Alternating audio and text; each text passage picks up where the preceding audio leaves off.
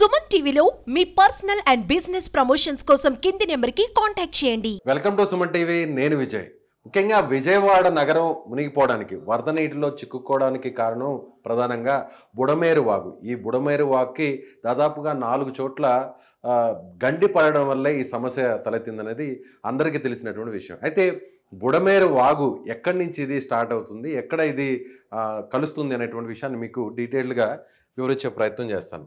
ప్రస్తుతం బుడమేరు వాగు సంబంధించినటువంటి పడినటువంటి గండును పూడ్చడానికి అటు తెలుగుదేశం ప్రభుత్వం, కూటమి ప్రభుత్వం చాలా తీవ్రంగా కృషి చేస్తుంది. ఇప్పటికే మంత్రి నిమ్మల రామానాయుడు కావచ్చు, అలాగే ముఖ్యమంత్రి చంద్రబాబు నేతృత్వంలో ఈ మరమ్మతుల పనులన్నీ కూడా పూర్తిగా జరుగుతున్నాయి. అసలు ముందుగా బుడమేరు వాగు ఎలా ప్రయాణిస్తుంది అనే విషయాన్ని మీకు వివరించే ప్రయత్నం చేస్తాను. ఎస్, ఇక్కడ చూడొచ్చు మనకు మ్యాప్లో చాలా క్లియర్గా ఈ బ్లూ కలర్లో కనిపిస్తుంది కదా, ఇదే బుడమేరు వాగు. ఇది విజయవాడ పట్టణం, నగరం. ఇదంతా కూడా మనకు కనిపిస్తోంది. ఇది కృష్ణానది. అంటే ఇక్కడ మనం ఎగ్జాక్ట్గా చెప్పాలంటే ఇది ప్రకాశం బ్యారేజ్. ఇది ప్రకాశం బ్యారేజ్ ఇక్కడ ఉంటుంది. విజయవాడ నగరం ఇది. ఇక్కడ నుంచి మనకి దక్షిణం వైపుగా, అంటే విజయవాడ నగరానికి ఒక రకంగా చెప్పాలంటే ఈ సైడ్ ఇక్కడి నుంచి స్టార్ట్ అవుతుంది. అంటే కృష్ణా జిల్లాలోని మైలవరం నియోజకవర్గంలో ప్రారంభమవుతుంది, కొండల మధ్య పుడుతుంది ఈ బుడమేరు వాగు. ఇక్కడి నుంచి దాదాపుగా ఇదిగోండి, ఇక్కడి నుంచి మైలవరం నియోజకవర్గంలో ఈ ప్రాంతం నుంచి ఇది స్టార్ట్ అవుతుంది. ఇక్కడి నుంచి ఈ మైలవరం నియోజకవర్గం నుంచి ఇక్కడి నుంచి స్టార్ట్ అవుతుంది. ఒక రకంగా చెప్పాలంటే ఇది కొత్తగూడెం, అంటే తెలంగాణ ప్రాంతంలోని ఆ ప్రాంతం నుంచి ఇది స్టార్ట్ అవుతుంది. కొత్తగూడెం ఆ ప్రాంతం నుంచి మైలవరం నియోజకవర్గం మీదుగా ఇలా వస్తుంది. ఇది విజయవాడ నగరంలోని ఈ ప్రాంతానికి దగ్గరగా వస్తుంది.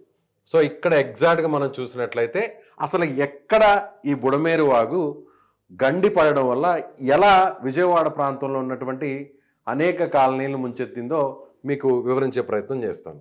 ఎస్, ఇద్దోండి ఇక్కడి నుంచి వచ్చి ఇది నేరుగా, అంటే బుడమేరు వాగు నేరుగా పైనుంచి మైలవరం ఆ నియోజకవర్గ ప్రాంతం నుంచి అక్కడ పడినటువంటి ఎగువ ప్రాంతాల్లో పడినటువంటి వర్షాలతో ఇది నేరుగా విజయవాడ నగరం మీదుగా వచ్చి కృష్ణానదిలో కలిసేటువంటి పరిస్థితి.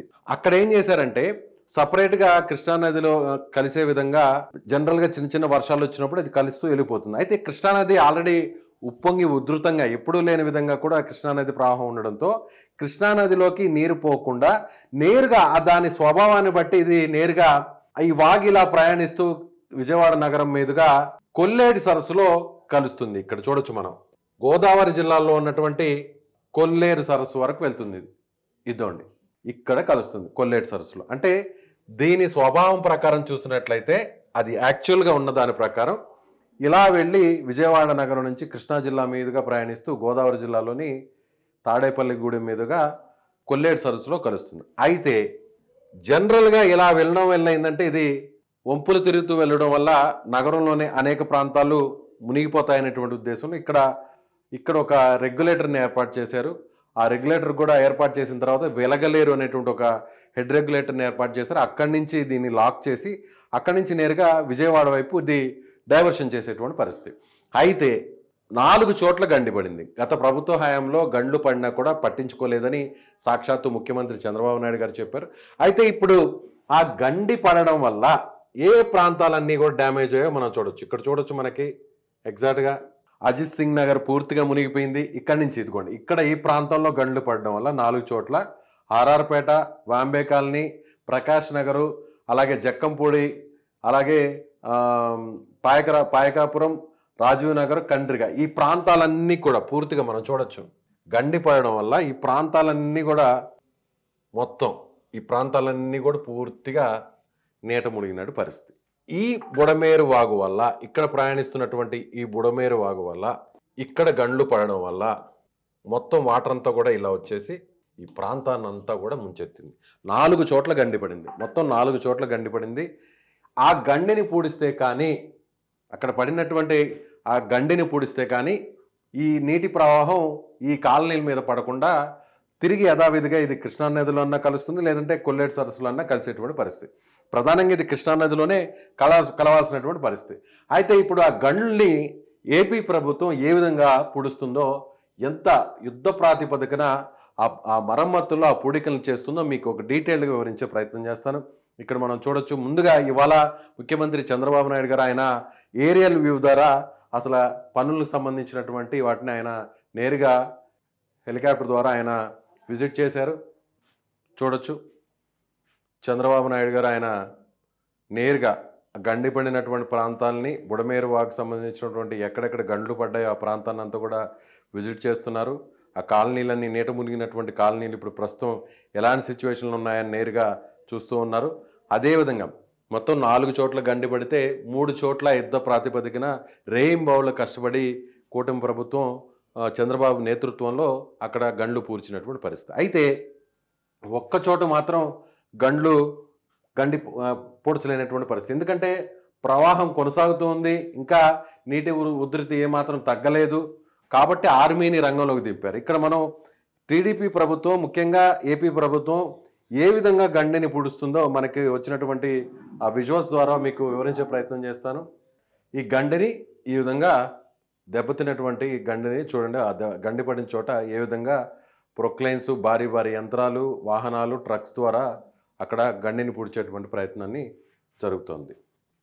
చూడండి ఇక్కడ చూడండి, నిమ్మల రామానాయుడు ఆయన దాదాపు 4 రోజుల నుంచి అక్కడే ఉన్నారు.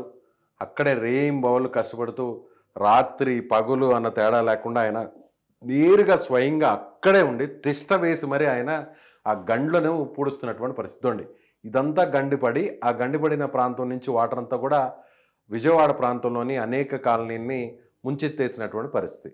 చూడొచ్చు మనకు ఆ ఏరియల్ వ్యూ ద్వారా క్లియర్గా మీకు వివరించే ప్రయత్నం చేస్తున్నాం. అక్కడి నుంచి వచ్చినటువంటి ఆ దృశ్యాలు మనకి చాలా స్పష్టంగా అక్కడ పరిస్థితిని వివరిస్తున్నాయి. ఇక్కడ చూడవచ్చు ఇలా పూర్తిగా కొట్టుకుపోయింది. అంటే ఇది వాగు, యాక్చువల్గా ఉన్నటువంటి బుడమేరు వాగు.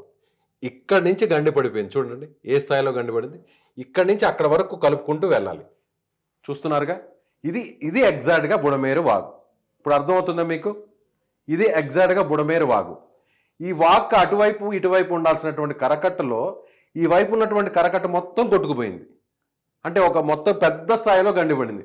కాబట్టి ఇటువైపు వెళ్ళాల్సినటువంటి నీరంతా ఇలా ఈ కరకట్ట తెగిపోవడంతో, గండిపడడంతో ఊర్ల మీదకి వచ్చేసింది వాటర్ అంతా. అలా ఊర్ల మీదకి రావడంతో విజయవాడ నగరంలోని దాదాపు అనేక కాలనీలు మునిగిపోయినటువంటి పరిస్థితి. సో ఇప్పుడు ఆ గండిని పూడిస్తే కానీ, ఎందుకంటే ఇంకా కూడా బుడమేరు వాగులో వరద కొనసాగుతూనే ఉంది, పైనుంచి వర్షాలు పడుతూనే ఉన్నాయి, ఇంకా కూడా అల్పపీడనం ఏర్పడుతుంది, తుఫాను కూడా రాబోతుంది, మళ్ళీ కూడా వర్షాలు రాబోతున్నాయని వాతావరణ శాఖ చెప్తుంది. కాబట్టి ఈ గండ్లను పూడిస్తే తప్ప తిరిగి మామూలు పొజిషన్కి అక్కడ ఉన్నటువంటి ఏరియాలు వచ్చేటువంటి పరిస్థితి లేదు. కాబట్టి ఎక్కడైతే పొరపాటు జరిగిందో, గత ప్రభుత్వంలో ఎక్కడైతే పొరపాటు జరిగిందో ఆ పొరపాటును మళ్ళీ రిపీట్ కానియకుండా ప్రస్తుతం ఉన్నటువంటి ప్రభుత్వం వెంటనే గండ్లను పూడ్చేటువంటి ప్రక్రియను స్టార్ట్ చేసింది. దాదాపుగా 4 రోజుల నుంచి కూడా అక్కడ మంత్రి నిమ్మల రామానాయుడు గారు కావచ్చు, అలాగే ముఖ్యమంత్రి సంబంధించినటువంటి వారి టీం కావచ్చు, వీరందరూ కూడా ఆ గండిని పూరుస్తున్నారు. అయితే 4 చోట్ల గండి పడడంతో 3 చోట్ల అయితే మాత్రం ప్రభుత్వం వల్ల, మన దగ్గర ఉన్నటువంటి యంత్రాంగం వల్ల అయింది. కానీ పెద్ద గండి ఒక చోట పడడం వల్ల ఆర్మీ రంగంలోకి దిగింది. ఇవాళ ఉదయం నుంచి కూడా ఆర్మీకి సంబంధించినటువంటి సిబ్బంది ఈ గండిని పూడ్చేటువంటి ప్రయత్నం అయితే చేస్తున్నారు. చూడొచ్చు ఇక్కడ ఎగ్జాక్ట్గా మనం చూడొచ్చు. ఇదోండి ఇలా ఈ వాటర్ అంతా వెళ్ళిపోవడం వల్ల ఇదోండి ఇక్కడంతా మనకి వాటర్ చేరిపోయింది. ఈ కెనాల్ నుంచి మళ్ళీ ఒకసారి మీకు డీటెయిల్గా వివరిస్తాను, చూద్దాం. ఇది వాగు, ఇది బుడమేరు వాగు. ఇలా మామూలుగా వాగు సాధారణంగా భారీ వర్షాలు వచ్చినా కూడా ఈ వాగు ఇలా వెళ్ళిపోతుంది. ఆ డైవర్షన్ ఛానల్ ద్వారా కృష్ణానదిలో కలిసిపోతుంది. దాన్ని చూడండి. కానీ గండి పడడం వల్ల ఆ ఉన్న వాటర్ మొత్తం వచ్చిన వాటర్ అంతా కూడా ఒక్కసారిగా 11,000 క్యూసెక్లు వచ్చినటువంటి వాటర్ అంతా కూడా విజయవాడ నగరం వైపు వచ్చేసింది. ఇది గత ప్రభుత్వంలో పడినటువంటి గండ్ల వల్లే ఈ సమస్య వచ్చిందనేది కూడా అందరూ కూడా చెప్తున్నటువంటి మాట. నీటిపారుదల శాఖ మంత్రి నిమ్మల రామానాయుడు దాదాపుగా 4 రోజుల నుంచి అక్కడే ఉన్నారాయన. చాలా పెద్ద స్థాయిలో కొన్ని మీటర్ల దూరంలో ఆ గండిని చూడండి కొట్టుకొచ్చేసినటువంటి ఆ వాటర్లో ఇలా పూడ్చుకుంటూ రాళ్ల ద్వారా వచ్చినటువంటి వాటిని రాళ్ళు మట్టితో పూడ్చుకుంటూ ఈ విధంగా గండినంతా కూడా పూడ్చుకుంటూ కరకట్టని తాత్కాలికంగా ఏర్పాటు చేస్తున్నటువంటి దృశ్యాలు. సో ఇలా ఈ అటువైపు నుంచి ఇటువైపు అంటే భారీ స్థాయిలో చూడండి ఇక్కడ వరకు కూడా ఆ గండిని పూడ్చాల్సినటువంటి పరిస్థితి. ప్రస్తుతం జరుగుతున్నటువంటి పనులు ఇవి. కొన్ని రోజుల్లోనే 1-2 రోజుల్లోనే ఈ గండి కూడా పూర్తిగా ఆ కరకట్టని ఏర్పాటు చేయబోతున్నారు. సో ఇక మీదట మళ్ళీ వర్షాలు వచ్చినా కూడా ఎలాంటి ఇబ్బంది లేకుండా చూడండి. ఇప్పుడు మనకి చాలా ఏరియల్ వ్యూలో చాలా నీట్గా అర్థమవుతుంది మనకి. ఇదంతా కరకట్ట కొట్టేసింది, ఇదంతా పూర్తిగా గడ్డి పడిపోయింది. కాబట్టి ఈ వాగులో వెళ్ళాల్సినటువంటి వాటర్ అంతా కూడా ఇటువైపు వచ్చేసి విజయవాడ నగరాన్ని ముంచెత్తేసినటువంటి పరిస్థితి చాలా నీట్గా కనిపిస్తుంది. ఇక్కడి నుంచి కూడా పూడ్చుకుంటూ వస్తున్నారు, ఈ ప్రాంతాన్ని అంతా కూడా కరకట్టను ఏర్పాటు చేసుకుంటూ వస్తున్నారు, చూడొచ్చు ఇక్కడ. సో ఈ పనులన్నింటినీ కూడా ఇప్పుడు వరద ప్రవాహం కొంచెం తగ్గింది కాబట్టి ఈ గండిని పూడ్చడానికి కొంత వెసులుబాటు అక్కడ ఏర్పడుతుంది. కాబట్టి ఈ 2-3 రోజుల నుంచి గండిని పూడ్చేటువంటి పరిస్థితి మనకి ఏర్పడింది. గత 3-4 రోజుల కిందట ఎక్కడా కూడా ఏ మాత్రం కనిపించినటువంటి పరిస్థితి, మొత్తం వరద అంతా కూడా ఈ ప్రాంతాన్ని అంతా కూడా పూర్తిగా నింపేసినటువంటి పరిస్థితి. అయితే ఇప్పుడు ఆర్మీ కూడా సహాయం అందించడం, ఆర్మీ కూడా రంగంలోకి దిగడంతో బుడమేరు వాగు సంబంధించినటువంటి గండి మరమ్మతుల పనులు పూర్తిగా మరొక 2 రోజుల్లో పూర్తి కాబోతున్నాయి. సో ఇంకా కూడా ఒకవేళ వరద మళ్ళీ వచ్చినా కూడా ఇబ్బంది లేని విధంగా అక్కడ మరమ్మతులు చేస్తున్నారు, అక్కడ తాత్కాలికంగా కరకట్టను ఏర్పాటు చేస్తున్నారు. ఆ గండ్లను పూర్తి చేసి మళ్ళీ విజయవాడ నగరాన్ని వరద ముంచెత్తకుండా కూడా, మళ్ళీ అలాంటి అపాయం రాకుండా కూడా ఇప్పటికే ఏపీ ప్రభుత్వం అన్ని రకాల చర్యలు అయితే తీసుకుంటుంది. కెమెరామెన్ విజయ్తో సుమన్ టీవీ, విజయ్, హైదరాబాద్ నుంచి.